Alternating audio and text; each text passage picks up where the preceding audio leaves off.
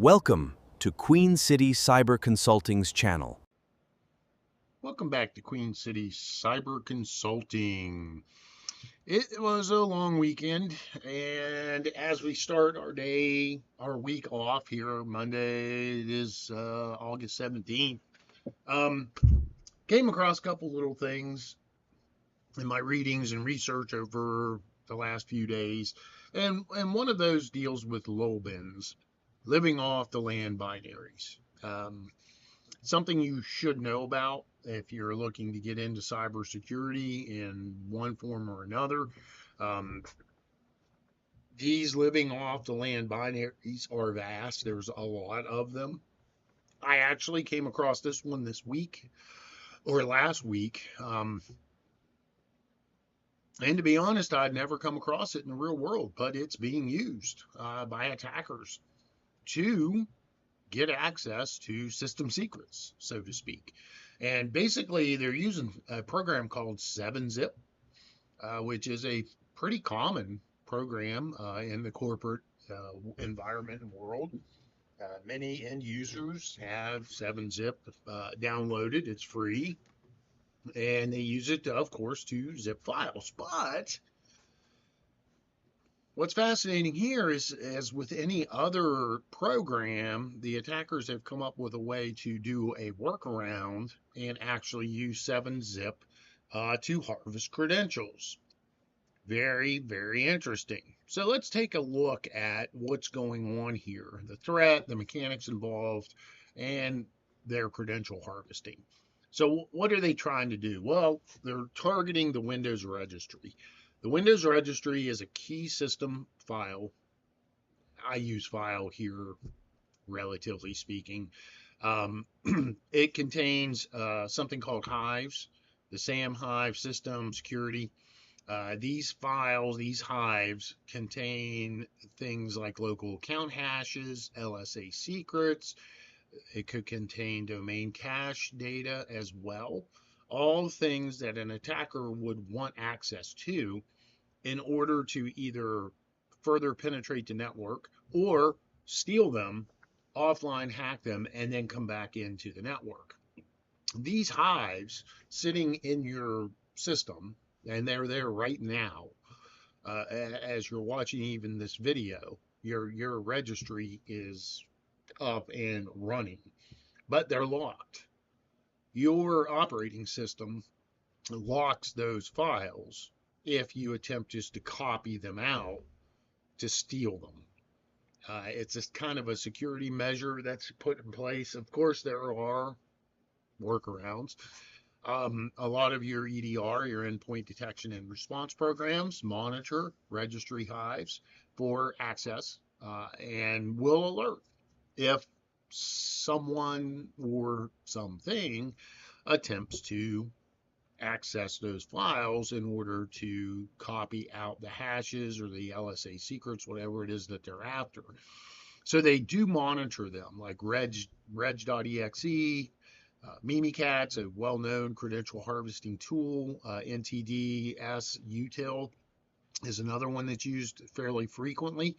And of course, we defenders pick up on these kinds of attacks, and our EDR tools are updated to monitor for that and to alert if it happens.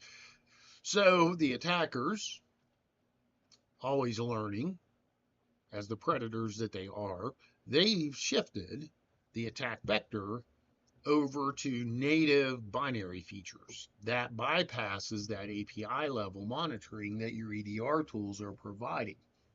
It allows them to do it a bit more sneakily, if you will. So you have the volume shadow copies, or VSS. Here, the actors will execute VSS admin to create a copy of that shadow file and use it to take a disk snapshot, and then read those locked files from the snapshot path itself. This is very visible. The creation logs are there. You'll see event ID 7036 and 8224. It will flag also in command line execution alerts, especially if it's an end user who shouldn't be using command line type things.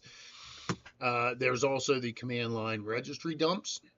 This is where they invoke native utilities like reg, save, and they'll save out the SAM file to duplicate those active registry keys, trying to bypass that operating system lock that's in place.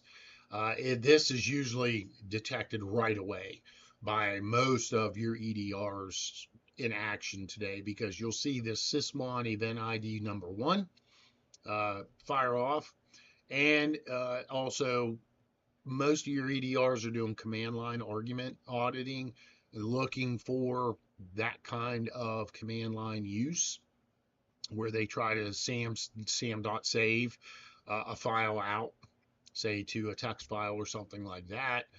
So your EDRs are catching this kind of process pretty easily these days, and you'll get to see a visual representation of that. So, what do the attackers do?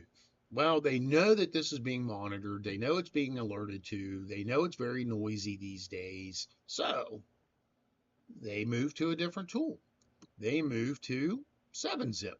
Now, I was kind of curious about this, so I went out and downloaded 7-Zip myself on my own system and said, let me take a look in here and see what's going on. Well, if I use this as an administrator account, which let me go back to the beginning here and we'll come over here.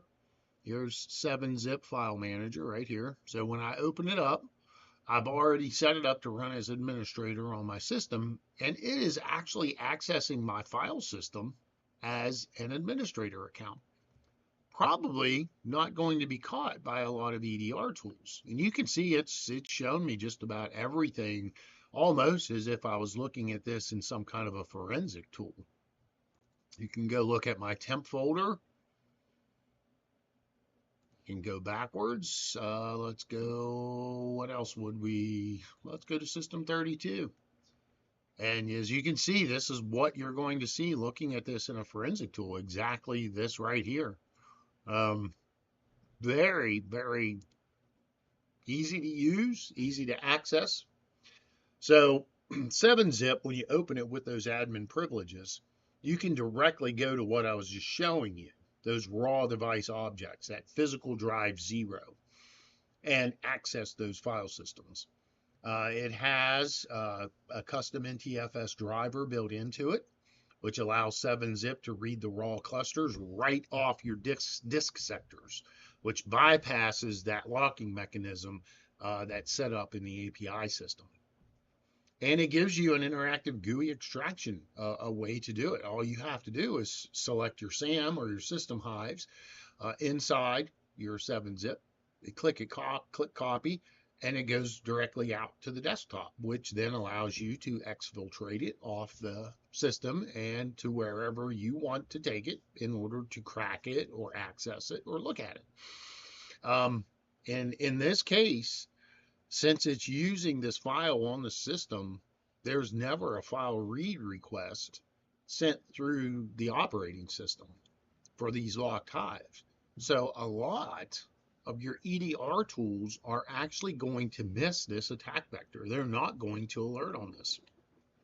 It bypasses Win32 locks. Again, it's called living off the land, which I already talked about. It leverages a signed, trusted, legitimate binary, the 7-Zip folder or exe.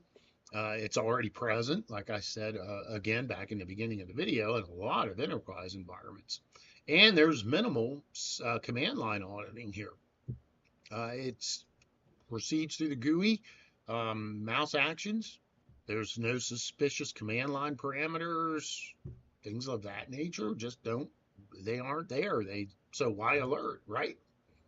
So looking at this, detecting it, being aware of it is definitely something you should be aware of. So what are we looking at for forensic artifacts? Well, your EDR and SIM logs.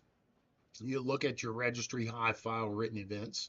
And over here, what you'll see is 7-Zip creating files, name, SAM, or system, outside of that config folder over to the desktop. And that should alert you to the theft of that data. Of course, the GUI navigation system. Again, you go into the registry hive there, HKCU, look at the 7-Zip folder under software. and they would probably store those browsing paths right there to show you that they actually use 7-zip to access the physical drive. Execution evidence, look at your Windows prefetch, your amcache files. That will show you the binary run count, any execution timestamps, and also volume paths accessed by 7-zip. And your sysmon event ID 10 or security log 4656 would capture these non-standard processes that request access or handles to the physical drive itself. So all these are areas, these artifacts are areas you can check for to see if the attacker actually was using this tool to do what we've been talking about in this video. So here's what I was telling you about. This is a little visual representation.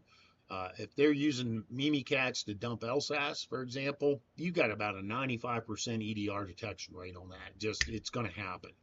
Regex with a save command, again, you're looking at 85%, pretty high. If they dump the shadow copy of the VSS, again, most of your EDRs are going to pick that up and alert on it. But with this 7-zip vector accessing your physical drive, you're down to about 30%. That's a pretty big drop off. Now, will some catch it? Yes, thankfully, but many will not. And it would behoove you as a security analyst, with permission, of course, is to test this in your environment. Whatever security tool, EDR that you're using, see if it will alert to this attack vector. If it doesn't, then you need to tweak it. You need to update it to ensure that it does. This is proactive defense right here. This is a known attack vector. It's being presented to you as a security analyst. You have a duty now to take this information and go back into your corporate environment or wherever it is that you work, test it, and see if it works or not. If your EDR fails to alert, well, then you know you need to fix something. Fix it. Write up a lessons learned. Write up a process and policy review to ensure that you're capturing these kinds of things. So again, what can we do? Well, for our playbooks, we want to monitor any raw disk handle creations. We want to detect any anomalous hive writes. These EDR rules can be set up to alert for WinRAR, Notepad, 7-zip, or whatever system program that's going to have the ability to access these restricted files. And restrict administrative RDP and GUI sessions. Finally, do some proactive threat hunting. Go through your SIM logs and look for 7-zip registry artifacts containing these device paths that we've shown you in this video. All you have to do is go back and check it. You'll find them in the presentation here. But be proactive about this. Do some proactive threat hunting to ensure that your environment is properly protected. Hey, feel free to comment. Please comment. Let's keep the conversation going. Thank you for watching. Take this information and go out and be a proactive defense analyst. Queen City Cyber Consulting signing off. Have a wonderful day, folks. Go forth and conquer. Thank you for watching. Please like, share, and subscribe.